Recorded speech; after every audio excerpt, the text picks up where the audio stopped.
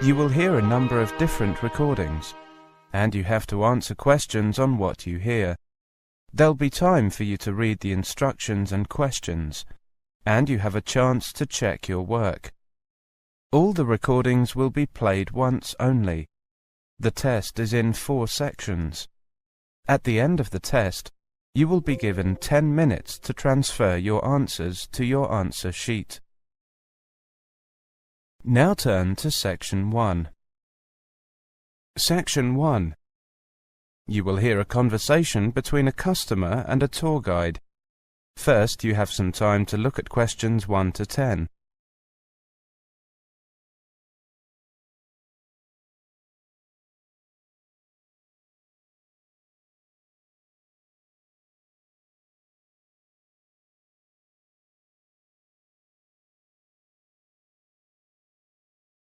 Now listen carefully and answer questions 1 to 10. Good morning. I've heard that you offer walking tours of the city. Yes, we do. We have 4 walks. Did you have any particular one in mind? Not really. Actually, I don't know anything about your tours. Could you... Of course. Here's our leaflet. Let me take you through it. Our main walk is a comprehensive one of the city centre, lasting a whole afternoon. It is quite long, but takes you to all the main sites and a few lesser-known ones. As you can see, we take in the castle, the cathedral, the historic houses along the riverside, and the city gate.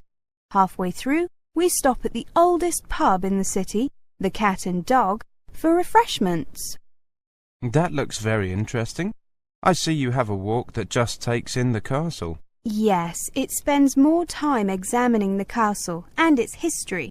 The first tour I mentioned visits the castle briefly, but this one includes visits to all the exhibits there and a longer walk along the castle wall. I heard something about... yes, there it is, the ghost walk in the evening. Ah, yes. This is a very popular tour. You'll need to book ahead for this one. The tour starts here at 8 p.m. every evening except Mondays and finishes here at about 2 hours later. Which places are visited on the walk? Well, again, we take people to the castle and to the cathedral, but we don't go inside. At the cathedral, we see a few tombs and tell people some pretty grisly stories. Is the walk suitable for children? Not really. Actually, all 4 of our walks are really for adults, or at least older children. And the 4th walk is... Well, it follows the life and times of Robert Jones, the famous Victorian writer who was born here and lived here most of his life. We take people to see where he was born, educated and lived. This tour is popular with people interested in Victorian architecture, as much as with people interested in literature. I see. Now, prices. They're not listed here in the brochure. Prices depend on the season and the number of people you make a booking for. We'd be interested in taking a tour sometime next week, midweek, and we are a small group of 6 people. OK, there's a small discount for groups of 5 to 10 people. The full price for the City Sights tour is £10 per person. The Castle tour is £7. The Ghost Walk is also £7 and the Robert Jones Walk is £8. The discount is 5% off the total fee. Thank you. And what time do the tours start? You said the Ghost Walk starts at 8 p.m? Yes, the City Sights one starts at 1 p.m. and finishes at 6 p.m. The Castle tour starts at 9 a.m. and finishes at midday. The Robert Jones Walk starts at 2 p.m. and finishes at 5 p.m. The Ghost Walk is not on Mondays. How about the other walks? The same. Our office is open on Mondays for booking walks, but there are no tours that day. I see. Thank you very much. I see you have a website. Yes, www.walknewtown.com. Walk New Town is written as one word. It has up-to-date information, and you can also see the exact routes we take and the timings. Sorry? The timings. How long we spend at each location. Oh, I see. Thank you. That is the end of section 1. You now have half a minute to check your answers.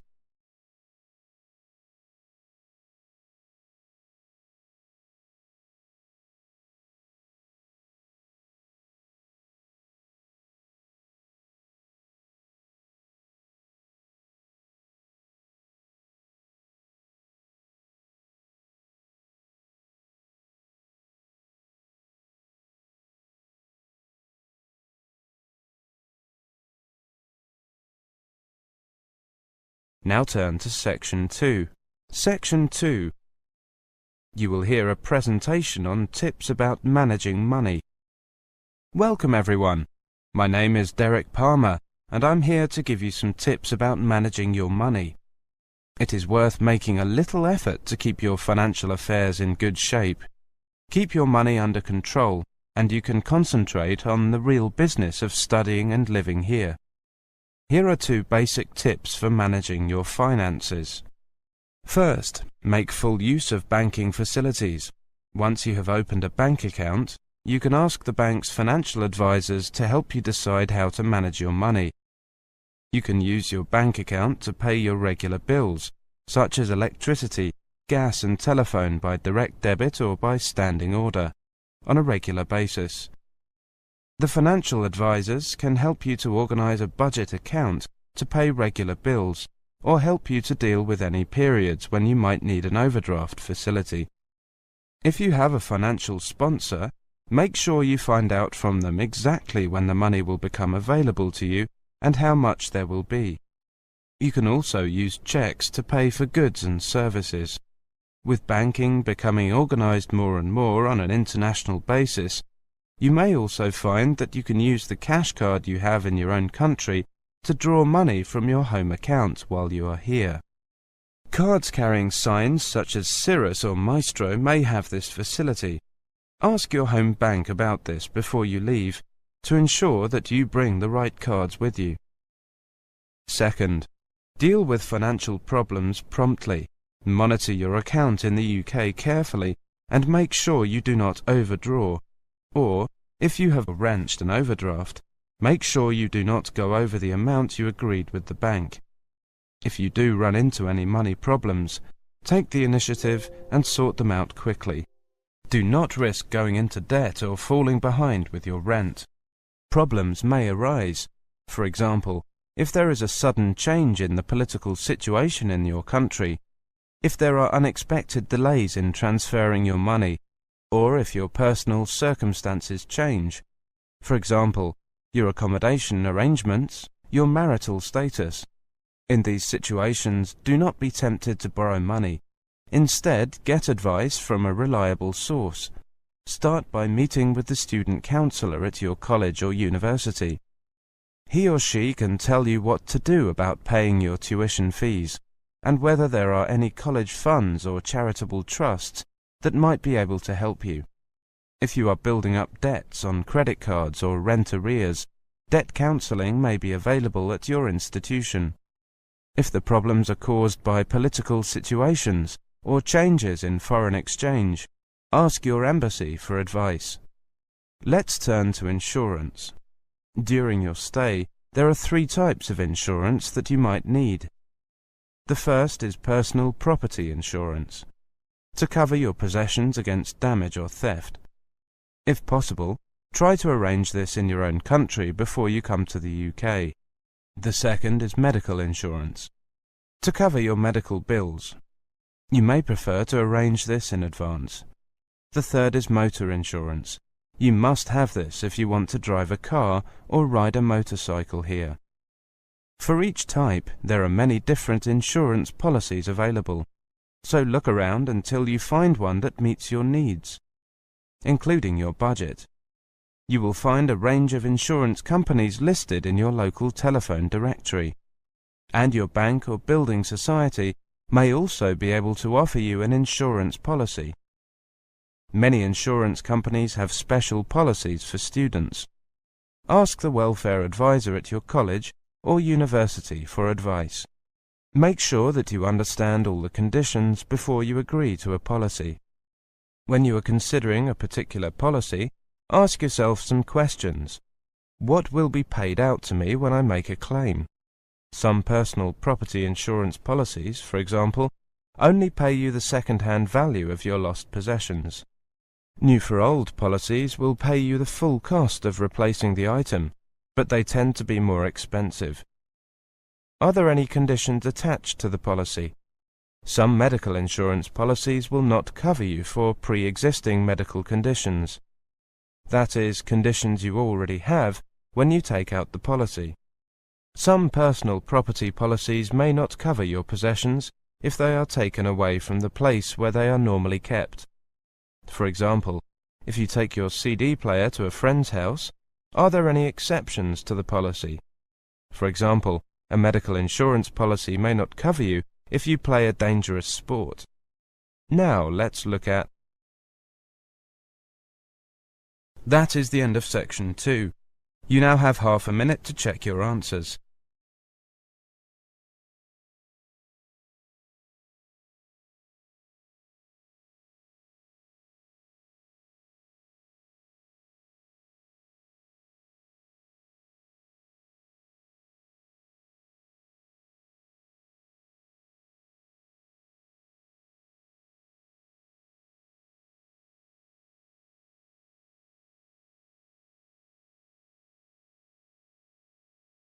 Now turn to section 3. Section 3.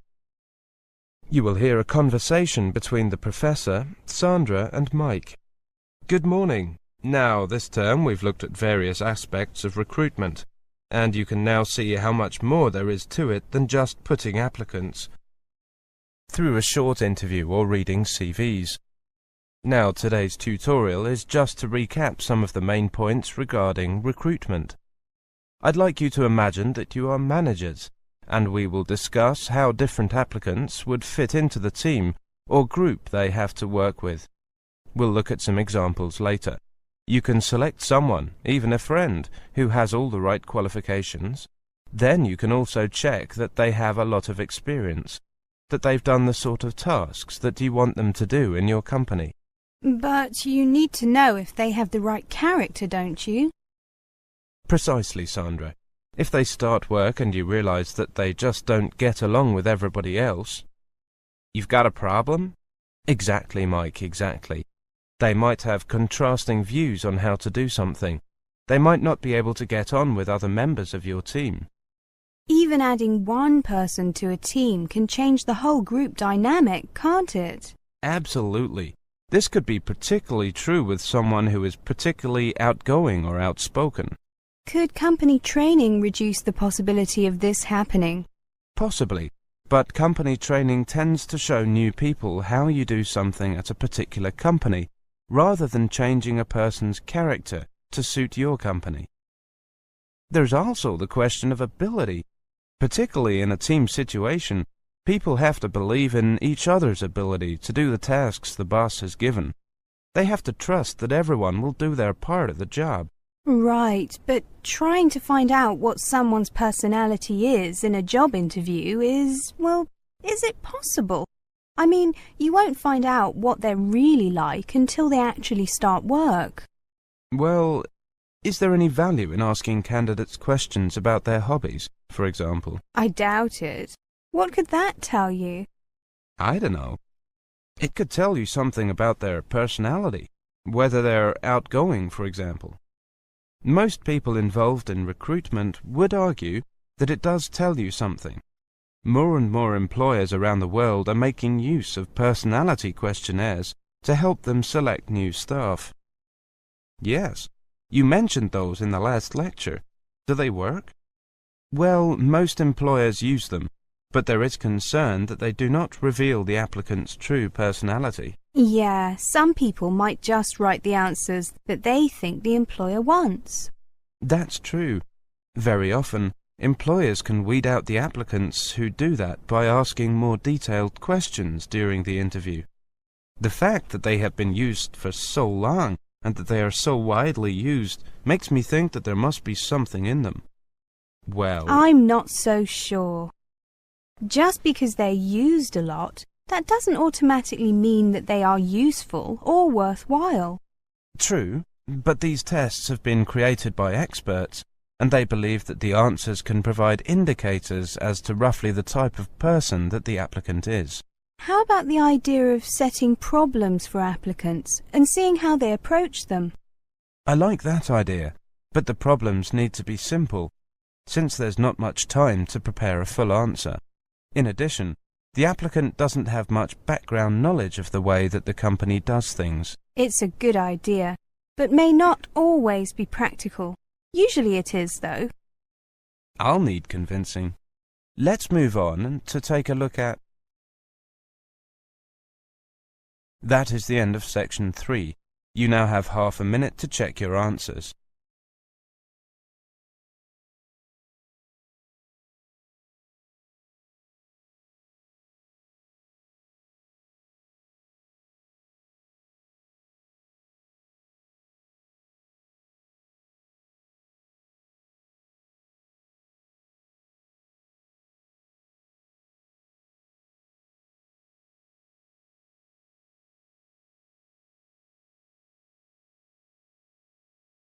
Now turn to section 4. Section 4. You will hear a monologue on the subject of recycling programs. Today we're going to look at recycling programs. The confusion over what we can and cannot recycle continues to confound consumers. Let's look at plastics first, as they are especially troublesome, since different types of plastic require different processing to be reformulated and reused as raw material. Some municipalities accept all types of plastic for recycling, while others only accept jugs, containers and bottles, with certain numbers stamped on their bottoms. The symbol code we're familiar with, a single digit ranging from 1 to 7 and surrounded by a triangle of arrows, was designed by the Society of the Plastics Industry, or SPI, in 1988, to allow consumers and recyclers to differentiate types of plastics while providing a uniform coding system for manufacturers. The numbers, which many countries now require to be moulded or imprinted on all or at least most containers that can accept the half-inch minimum size symbol, identify the type of plastic. The symbols also help recyclers do their jobs more effectively. The easiest and most common plastics to recycle are made of polyethylene terephthalate, or PETE, and are assigned the number 1. Examples include soda and water bottles, medicine containers, and many other common consumer product containers. Once it has been processed by a recycling facility, PETE can become fiberfill for winter coats, sleeping bags and life jackets. It can also be used to make bean bags, rope, car bumpers, tennis ball felt, combs, cassette tapes, sails for boats, furniture, and of course other plastic bottles. Number 2 is reserved for high-density polyethylene plastics. These include heavier containers that hold laundry detergents and bleaches as well as milk, shampoo and motor oil. Plastic labelled with the number 2 is often recycled into toys, piping, plastic lumber and rope. Like plastic designated number 1, it is widely accepted at recycling centres. Plastics that are less commonly recycled include polyvinyl chloride, commonly used in plastic pipes, shower curtains, medical tubing, vinyl dashboards, and even some baby bottle nipples. These get the number 3.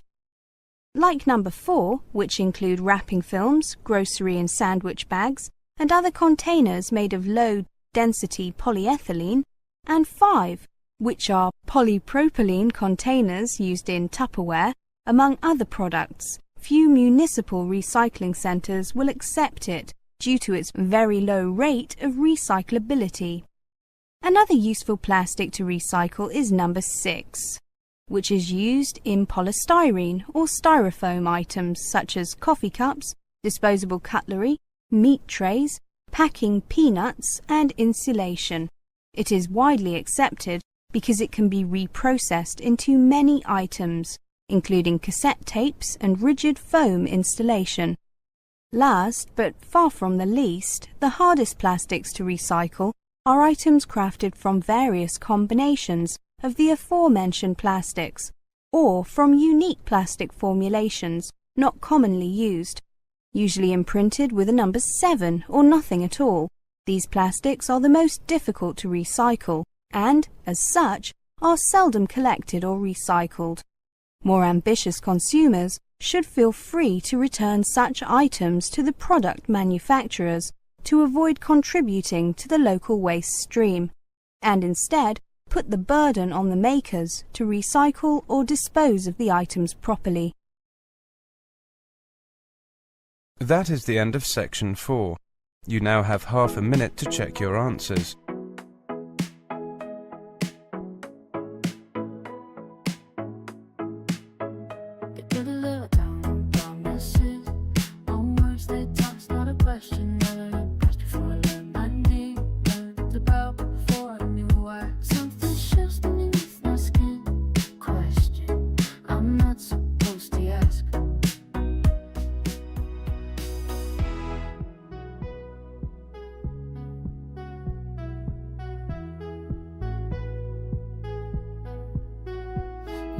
That is the end of the listening test. In the real IELTS test, you would now have 10 minutes to transfer your answers to the answer sheet.